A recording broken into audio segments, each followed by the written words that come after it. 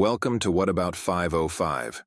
One of the most brutal beatdowns in boxing history was the one between George Foreman versus Joe Frazier on January 22, 1973, in which Foreman dethroned Frazier and became the new undisputed heavyweight champion after second-round TKO. This fight was the ring's 1973 round of the year.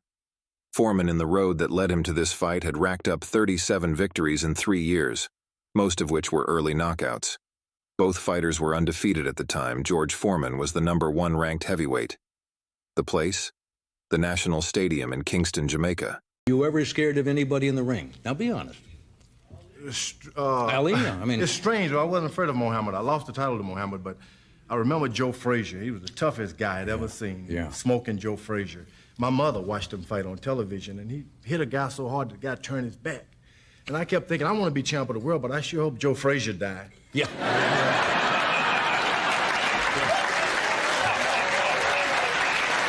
So I got in the ring. It was time to fight Joe Frazier, and I knew if you hit him, he liked it.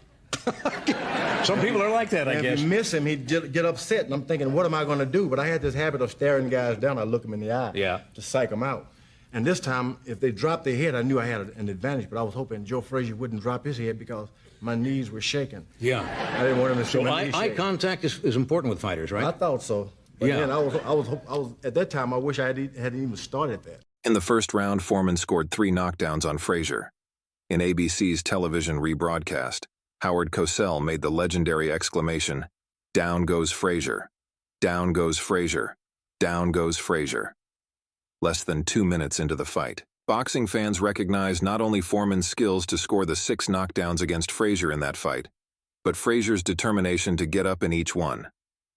What's as amazing as Foreman's ability to knock Joe down that many times is Joe's determination to get back up. To see a boxer the caliber of Joe Frazier getting bashed around like a helpless boy is a measure of how powerful and devastating George Foreman was. Apparently Frazier's team were against him fighting Foreman. Is there any truth to this sort of rumor that your manager was always against your fighting him? Well, fighting I don't Foreman, know. Managers and trainers, and they always against something that you get involved in. You know what I mean? But sometimes, you take a chance at it. Frazier had his reason to take this fight going against of his team recommendation. I had want to fight because I didn't want the reputation or any of trying to duck or shun anybody, I'm a fighting champ, and I'd want to fight George, and I lost the fight fair and square. But you know what I say? Back to the drawing board now. The second round came, and it was more of the same. Foreman dominating the fight and scoring 3 more knockdowns. After that, the referees stopped the fight. Frazier was only defeated by 2 all-time greats, Ali and Foreman. Frazier really was a true champion. Frazier, in an interview, admitted that Foreman was a great puncher. He just come out and work, you know what I mean? And, big, strong fella. And I know one thing. You ask me how well that he fight, I don't know. But I can tell you one thing, he punched good. I've never told anyone this, but that was the happiest time of my life in boxing, because I worked so hard to fulfill my dream and become heavyweight champion, Foreman said. It was the first and last moment I felt that. Winning the heavyweight title was a great moment, Foreman said. If something ever happens bad to me, like wrecking my car, I could always fall back and reminisce on that title. And if you'd ask why I'm smiling, it's because of that.